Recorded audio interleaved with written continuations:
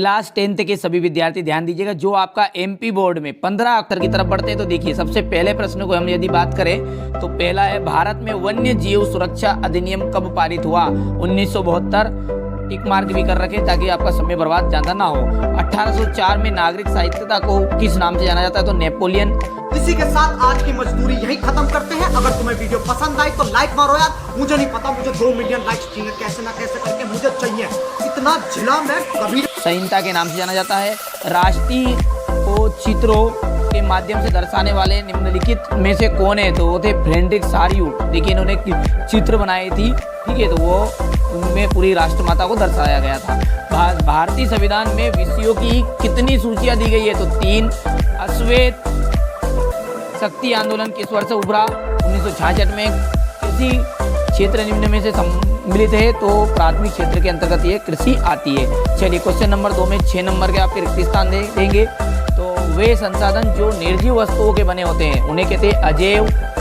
मार्च 1919 में बंबई में एक खिलाफत समिति का गठन हुआ। याद भी आप ध्यान से करते चलिए क्योंकि ये हुबहू पेपर आपका एमपी बोर्ड में 15 अक्टूबर के दिन ठीक 1 बजे आने वाला है। बेल्जियम यूरोप का एक छोटा सा देश है। अर्थव्यवस्था का निर्देश क्षेत्रों में विभाजन किया गया है। तो 3। स्व सहायता समूह में सदस्यों की अधिकतम संख्या है 20, ठीक है। रोलेट एक्ट अधिनियम लागू हुआ अप्रैल 1919 में, ठीक है। यहाँ पर देखिए 6 नंबर की आपसे सही जोड़ी दी गई है। देखिए कुछ बच्चे यहाँ तक वीडियो को देखकर ही चले गए होंगे, उन्हें फर्जी पेपर लगा होगा।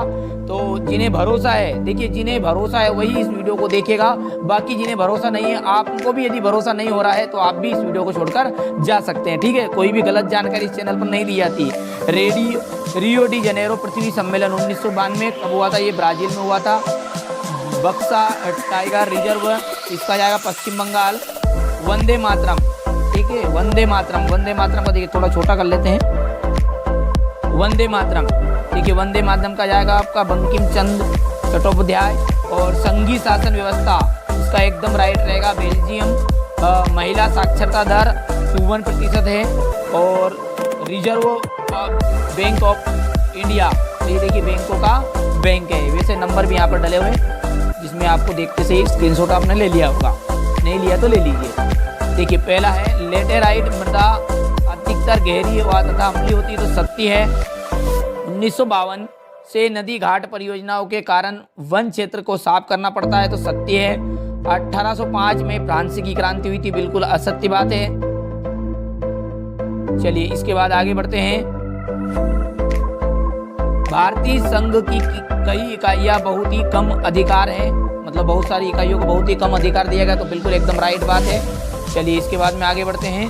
तो कृषि प्राथमिक क्षेत्रों के अंतर्गत आती है? जी हाँ, कृषि जो है हमारी प्राथमिक क्षेत्र के अंतर्गत आती है। और आप जानते हैं प्राथमिक क्षेत्र के अंतर्गत मटेरियल जो आता है, यानी कि जो भी चीज़ें आती है प्राथमिक क्षेत्र के अंतर्गत, वो होती है आपकी खेतीबाड़ी से संबंधित। चलिए 2011 की जनगणना के अनुसार पुरुषों की साक्षरता प्रतिशत 76% है, नहीं 73% है। चलिए असत्य बात हो गई है। नवीन जलोढ़ का स्थायी नाम है तो खादर नाम हो गया इसका। साइमन कमीशन का भारत पहुंचा 1928 में।